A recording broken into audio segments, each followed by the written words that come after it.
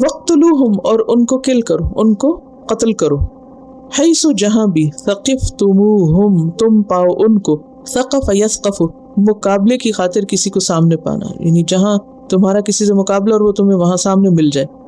اچھا یہاں جو یہ واو ہے نا ثقفتموہم، یہ اصل میں واو جو ہے یہ اس کا اضافہ ہوا ہے ردم کے لیے، کیونکہ اس کے آگے اخرجو بھی آ رہا ہے، اور دوسرے یہ کہ ہم ضمیر کے ساتھ اس کو لگنا تھا. اگر واو نہ ہوتی تو آپ پڑھیے ذرا اس کو بغیر واو کے، مشکل تھا نا پڑھنا.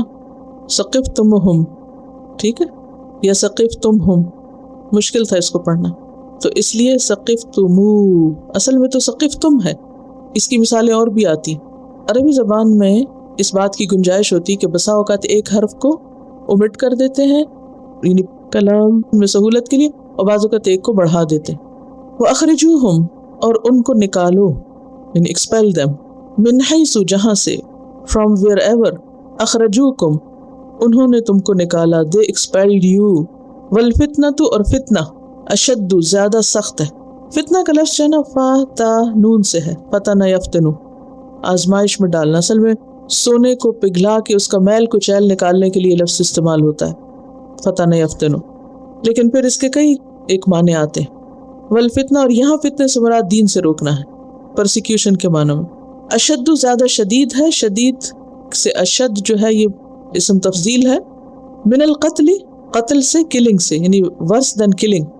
ولا تقاتلوہم اور نہ تم ان سے جنگ کرو، ڈو ناٹ فائٹ them عند المسجد الحرام مسجد حرام کے پاس. اور مسجد حرام کو مسجد حرام کیوں کہا جاتا ہے؟ اس کی حرمت کی وجہ سے، محترم ہونے کی وجہ سے. حتیٰ یہاں تک کہ یقاتلوکم وہ جنگ کریں تم سے، فیہ اس میں، قاتل یقاتل سے قتال کرنا مسلح جد و جہد کے لیے آتا ہے. فیہ اس میں، کس میں؟ المسجد حرام میں. فَإِن قَاتَلُوكُمْ پھر اگر وہ جنگ کرے تم سے، فَاقْتُلُوهُمْ تو تم بھی قتل کرو ان کو. كَذَلِكَ اسی طرح جزاء بدلہ ہے الکافرین کافروں کا، ڈس بلیورز کا.